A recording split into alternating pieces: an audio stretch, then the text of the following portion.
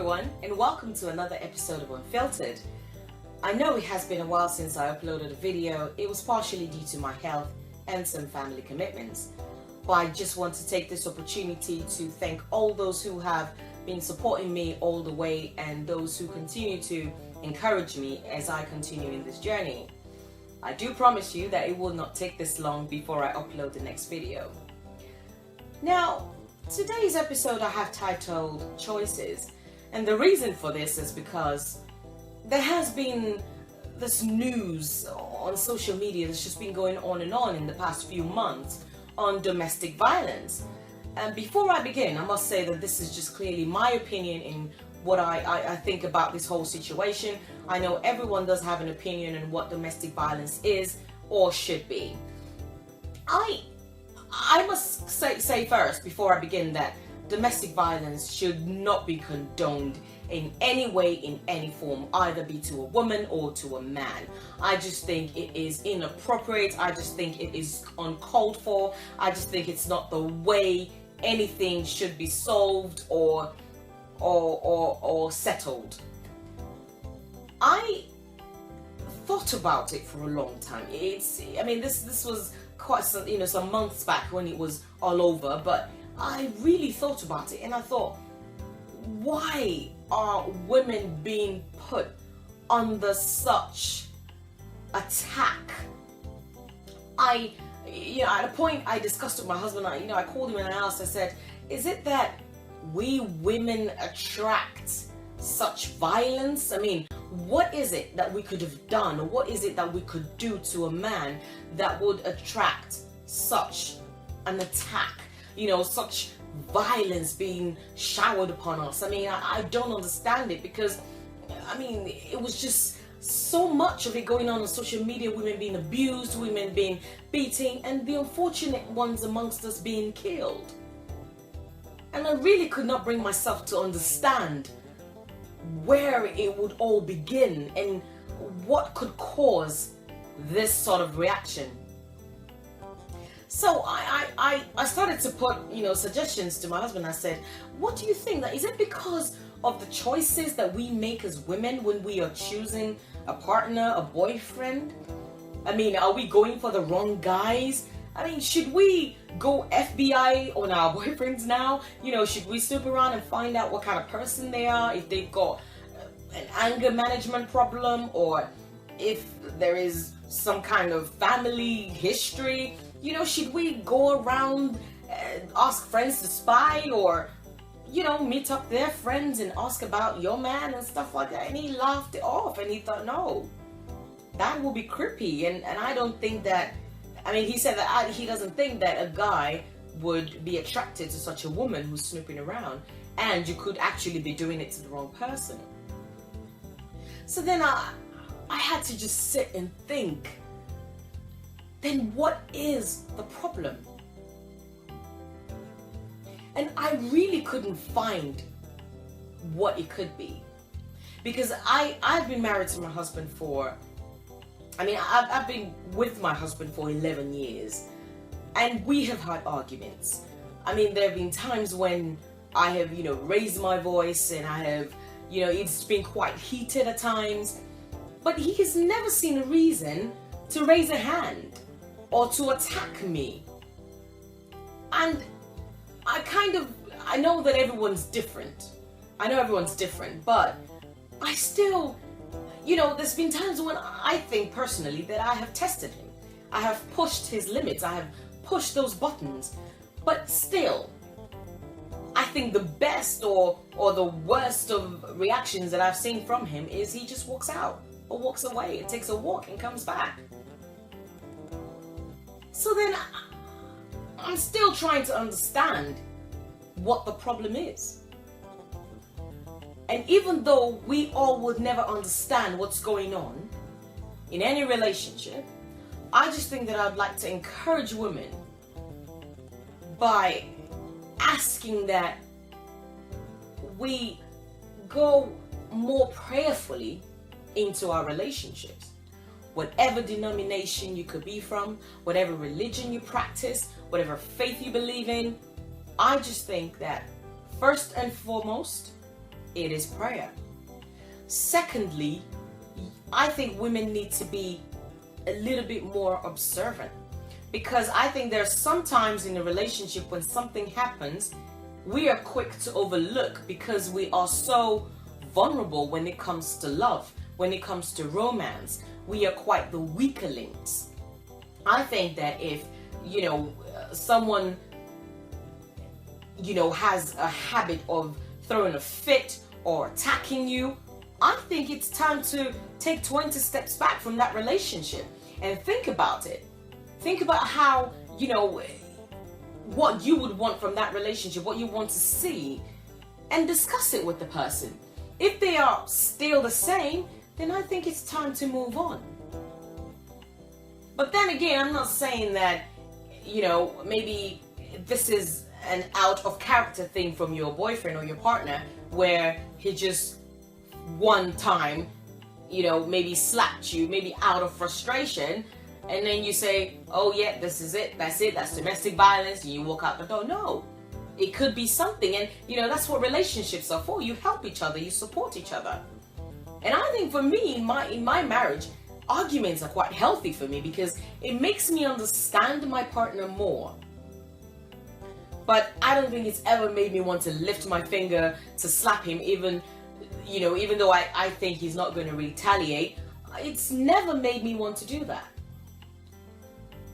I think we should be more selective with our choices as well. Maybe take our time before we make that move or that decision that, yes, this is going to be the person that I'll spend the rest of my life with. I don't see why we can't take a little bit more time to think about it as we are accompanying that decision with prayer. Now, I must give an example just before I go, that I remember when I met my husband, I think 4 days into us meeting, or 4 days into us dating, I called him and I said, oh, I need to have a talk with you. And I had this serious conversation with him about where I was at that point in my life, what I wanted, and I'm looking for commitment. I want a relationship that will lead to marriage. I wasn't here to play around. So if he thought this wasn't for him, he could just walk out now and no hard feelings. After that, it was like a really long conversation. After that conversation, I took a step back and I thought, oh my God, should I have had that conversation with him? I mean, it's just been 4 days. And I thought, why did I say that? Why did I say those things? He could actually run away. He might just not want to be with me. But as the days went on, I continued to pray about it. Because I believed that if he walked away, then that clearly meant that he wasn't meant for me. And sometimes this is just me and how I do things. When I'm praying, I always ask that the Holy Spirit takes control over any situation or over whatever's going on. And I was asking the Holy Spirit to take control, that if anything I said would make my future partner walk away, he should change those words into positivity in the mind of who I'm speaking to. And for those of you that are Christians like me, you would understand where I'm coming from. So, I waited a month and I was thinking, okay, it's going to be any day now. He's going to say, no, this is not the relationship for me, and so on. But 2.5 months down the line, he proposed. I was shocked because I totally was not expecting him to react like that. I was expecting the total opposite, even though I was saying my silent prayers, and though I liked him, I was also willing to surrender the relationship to God. Because, for those of you who watch my videos, you will understand that, as I said, as I go along, I will share my experiences and how I met my husband and how marriage has been for me, and so on and so forth. So even though I really liked him and I wanted to start a relationship, I thought I made a mistake by having that conversation so early. But then it turned out great, and I was grateful.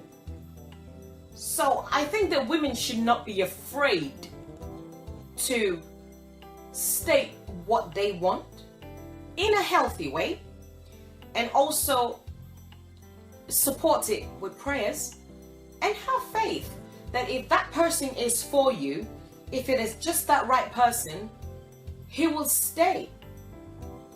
And I think that, when you're dating someone and, you're going down the line and you begin to see certain habits or certain things that don't sit well with you, it's okay to immediately start to address it.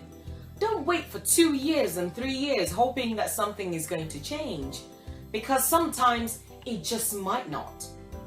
We might save ourselves from that relationship that's going to cause that disaster in our lives, that's going to stop us from even going into any further relationship, because some of these things could be quite a big shock. It could leave such a huge scar that you don't even want to trust anybody. So I think from, this, I'm not saying that this is how it should go. I'm just saying that I think that I find that women are determined, they are ambitious, they are clever, intelligent. And I know a woman, when she is determined to stick to something or to fight for something, she does it. So I think that if we want to be as vigilant as I know we are, there are steps that we could take early on in our relationships before it gets to that point where, we find ourselves in situations that we would rather not be in. So I just want to encourage us women that we should support each other. When you find a friend or a family that's going through this, I think we should support them. I think we should encourage them. I think we should help in any way that we can, so that we can reduce these sort of disasters. And so I would leave you with that. And before I go, I would say, as women, we should stand, with each other and support each other, whatever business, that you find your friend doing, or whatever we find, that we are doing ourselves. We should do it well and support each other in any way that you can. I would like to give a big shout out today to my big sister, Erica Moore, who does these lovely tea dress shirts. I would also like to say a big shout out to my sister, Pulchritude. I would leave all the links and details below. You can look them up on Instagram, support them. She does these beautiful earrings. They're so lovely. Let's support each other. Let's stand with each other. Let's not make war. Let's love each other. And, don't fight your partners. I think relationship is a beautiful thing. I think marriage is even more fantastic. And I hope that we would see positivity on social media. We will see marriages that are lasting longer. We will see more proposals that are leading to healthy marriages. And I hope that, the Lord will help us all as we make this journey as wives and as mothers. So, until the very next episode of Unfiltered, it's bye for now.